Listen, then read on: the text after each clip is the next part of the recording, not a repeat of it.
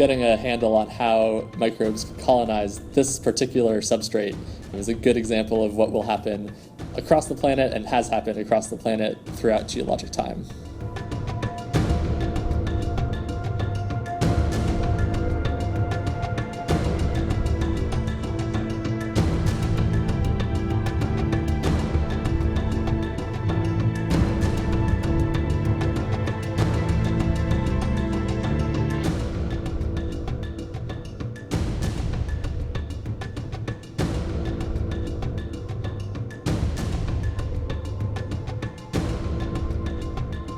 It's a glimpse into the center of the Earth.